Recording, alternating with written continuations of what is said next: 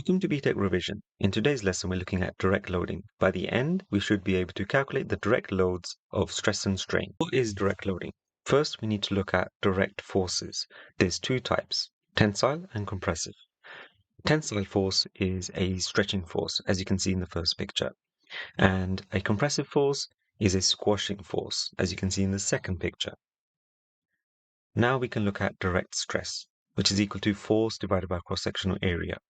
As you can see here, we have a compressive force acting on this object, and it's applying its force across this cross-sectional area, which can be calculated using the equation pi r squared, because it's the area of a circle.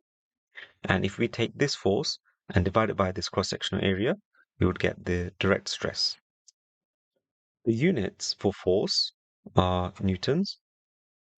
Area should be measured in meters squared, and therefore direct stress can be measured in newtons per meter squared. And if you remember from GCSE science, that is a special unit called pascals, PA for short. And as you can see here, we have the abbreviated form.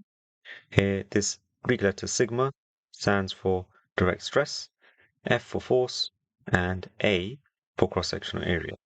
And you can see here we have this sigma sign, which is subscripted, and that is representing the area related to the direct stress. Now, let's look at an example question. A steel bar with a cross-sectional area of 200 millimeters squared is subjected to a force of 50 kilonewtons. Calculate the direct stress in the steel bar. Of course, we're going to use our equation. Direct stress equals force divided by cross-sectional area. And plugging in our values, force is 50 kilo, which stands for 1,000 newtons, and divided by the cross-sectional area, which is 200 milli, which is 10 to the power of minus 3, and that would be squared because we have millimeters squared.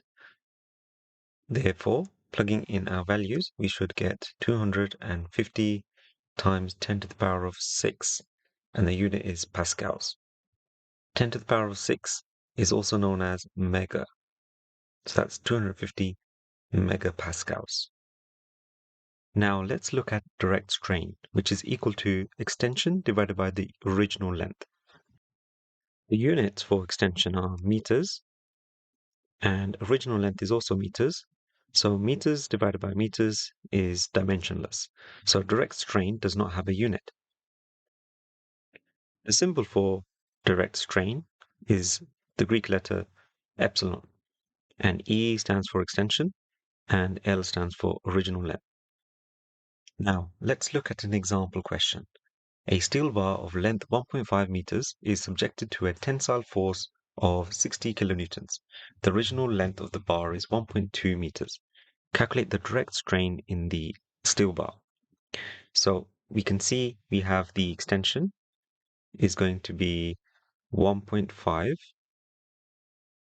take away 1.2 meters. So it's the change in length, and that's equal to 0.3 meters. So we can replace E with 0.3, and the L is going to be the original length, which is 1.2.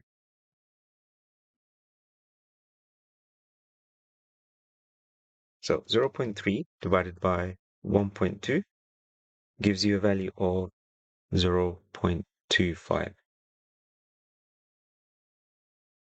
Now pause the video here and attempt this exam question. First thing we need to know is we have a radius of 20 millimeters, and we can convert that to meters. So that's 20 times 10 to the power of minus 3, and that's meters. The stress can be calculated from the equation force divided by area. The force is 50 kilonewtons, but we don't have the area. So we're going to have to work out the area first. Area is for a cylindrical rod, the cross-sectional area is going to be the area of a circle. That's pi r squared. So that's pi times 20 times 10 to the power of minus 3 all squared. And that's equal to 1.26 times 10 to the power of minus 3 meter squared to 3 significant figures. Now we can plug in our values for force into the direct stress equation. So that's 50 kilo, which is 1,000. So that's 50,000 divided by that area. And we got 1.26 10 to the power of negative 3. Plugging that into the equation, we get a value of 39.8 times 10 to the power of 6 pascals. So that is 39.8 megapascals. And that's the end of the lesson. If you'd like to boost your grades, try the quiz questions at btechrevision.com. See you next lesson.